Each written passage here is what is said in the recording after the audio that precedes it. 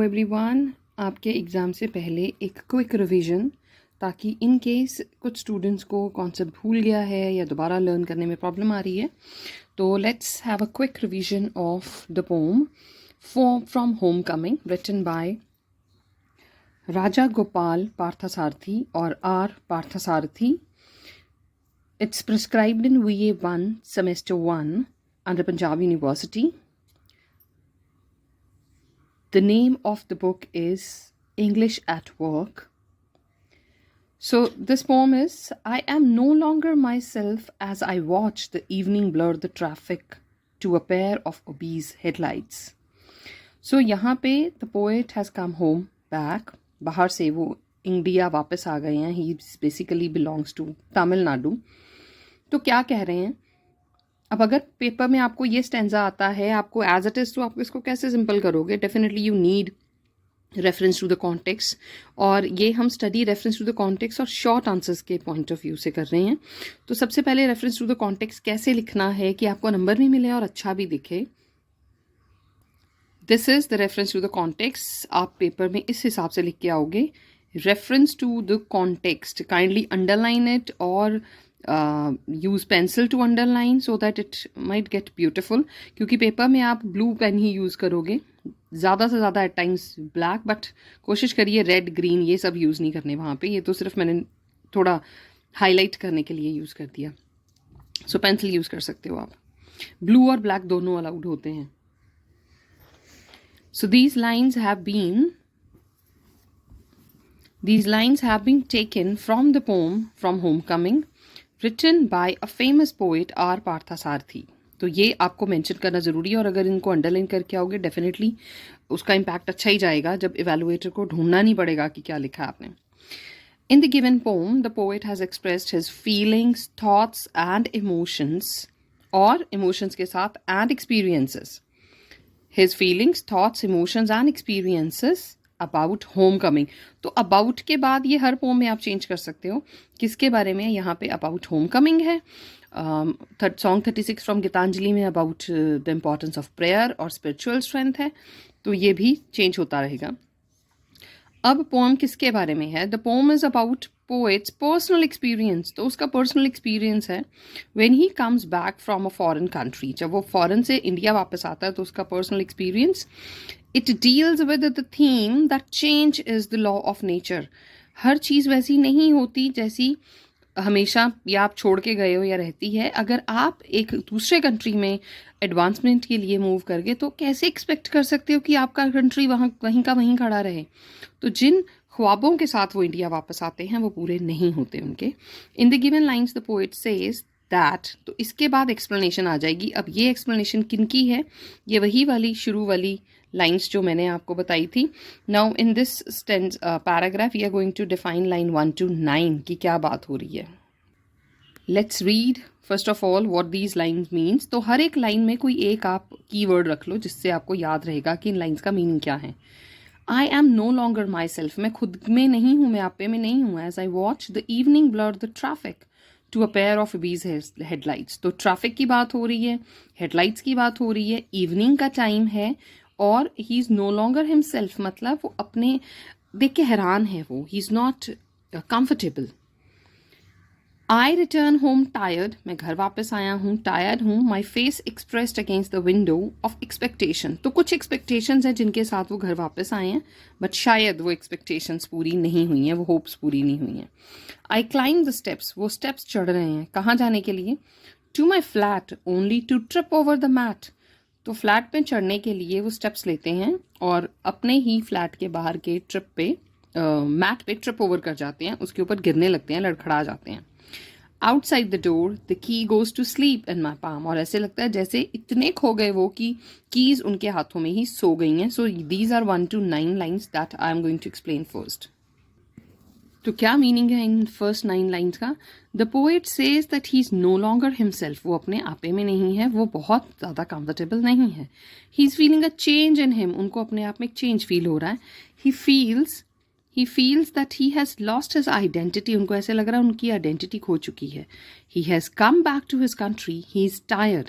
वो कंट्री में वापस आ चुके हैं लेकिन थके हुए हैं। The setting of the poem is a city, तो सेटिंग क्या है, सिटी की सेटिंग है। अब ये सारे जब आपने ये अच्छे से कर लिया, कोई भी क्वेश्चन आ जाए इस पोम में से, you will be able to answer this. The poet is returning home in the evening, there is a lot of traffic on the roads. The big headlights of vehicles make it difficult to see outside the car. He is expecting to his old country. He's expecting to his old country, but everything has changed. So he's expecting his own country, or you can say he's expecting the same old country, but वो वैसा नहीं हुआ, तो इसको थोड़ा change कर लेते हैं. He's expecting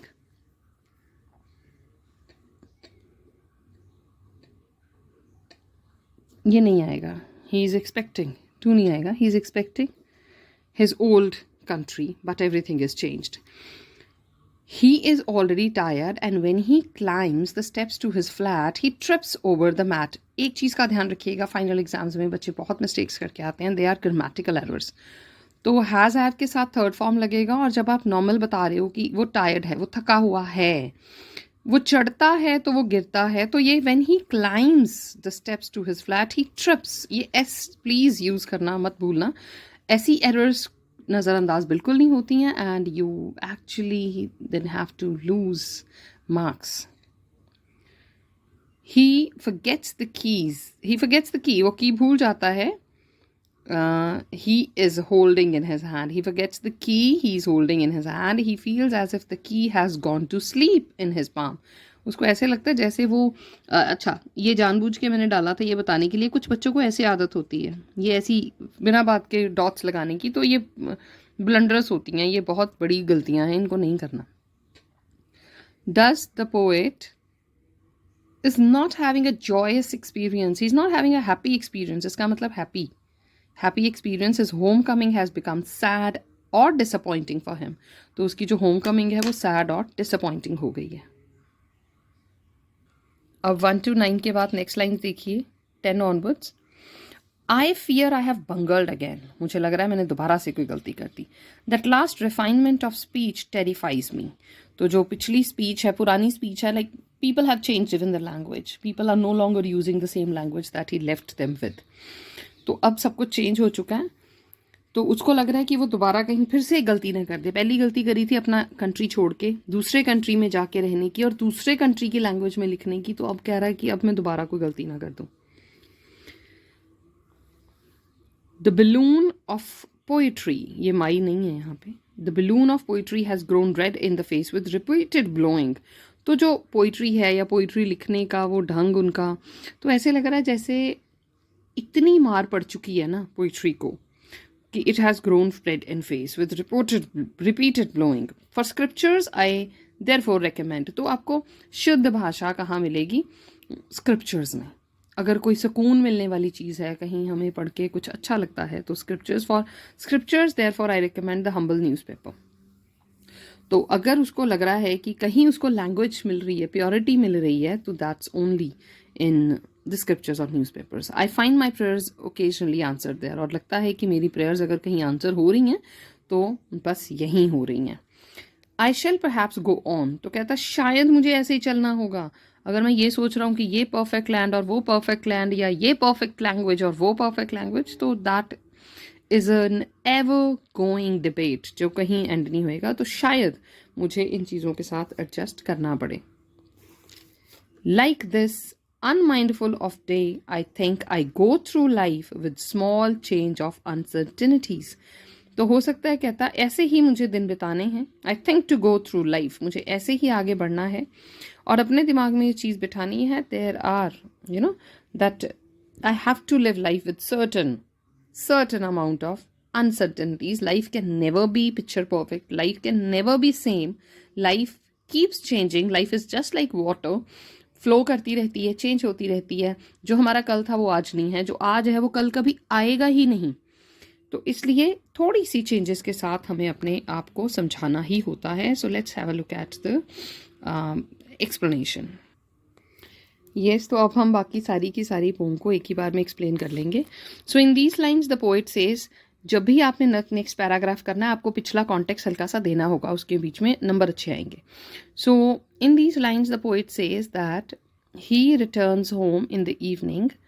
He feels surprised to see the changes. There is a lot of traffic on the roads. He feels tired. He stumbles over the mat. He forgets the key in his hand. Thus the poet feels he has entered a mess again. उसको लग रहा है दोबारा से कुछ गड़बड़ हो गई है ज़िंदगी में और एक mess सी क्रिएट होगी, chaos क्रिएट हो गया. Earlier he has failed in his attempt to write poetry in English. और इस बार क्या हुआ है? Because it is a refined language. He is not happy in writing poetry in English. तो उसने लिखना शुरू किया, उसने फेल हो गया वो उस अटेम्प्ट में. उसको लगा कि इंग्लिश रिफाइंड लैंग्वेज है, इसमें लिखना चाहिए, लेकिन what happened? वो फेल हो गया and he is not happy in writing poetry in English. He has come back to his country to taste his own language, that is Tamil, and start writing poetry in it. तो India वापस क्यों आया? वो जो last refinement of speech थी उसने उसको terrify कर दिया, यही लाइन थी पीछे. तो now he has made up his mind कि अब वो तमिल में लिखेगा. लेकिन what happens? He feels that the balloon of poetry is hollow from inside and has got many blows in its face. उसको लग रहा है जो पोइट्री का बलून है ना वो अंदर से खाली है बिल्कुल, और उसको बहुत ज़्यादा मार पड़ चुकी है, रिपीटेड ब्लोज पड़े हैं फेस पे, मतलब failed attempts. But sorry, I missed one line. It has turned red with repeated shocks and blows. But sadly, Tamil language is no longer the language of classics. तो वो Tamil language जो पहले सिर्फ classics में मिलती थी, जो पहले स्क्रिप्चर्स, होली बुक्स और अच्छे ग्रंथ उसमें लिखे जाते थे, it has become the language of media now and popular films. वो वाली जिसकी वो बात कर रहा है वो language. The language has also lost its purity. अब वो वैसी भी नहीं रही. Language keeps changing. लैंग्वेज अब आज से काफ़ी साल पहले सेल्फी वर्ड हमारे उसमें नहीं था लैंग्वेज में, राइट? और अभी नया वर्ड ग्रुप फी आ गया, which I came to know like recently कि ऐसा भी कोई वर्ड आ गया. जब आप ग्रुप की सेल्फी लेते हो तो दैट्स ग्रुप फी. तो इससे पहले ये वाले वर्ड्स नहीं थे लैंग्वेज में. तो लैंग्वेज चेंज होती है. There are certain pronunciation. When we used to study it used to be a poem, right? लेकिन आज इसको हम पोम बोल रहे हैं. There are certain words जिनकी pronunciation या जिनका सिस्टम चेंज हुआ है. सो यहाँ पे वो क्या कह रहे हैं कि language has lost its purity and grace, charm, सब कुछ. कैसे? क्योंकि now there is not even a single language that we speak purely, that we speak completely, taking that language as priority. We always keep mixing. We mix English with Punjabi, we mix Punjabi with Hindi, we mix Hindi with English and Punjabi. So that's the trend. So that's why he's saying it has lost its purity, grace and charm. There is use of irony when he says his prayers are answered in newspapers.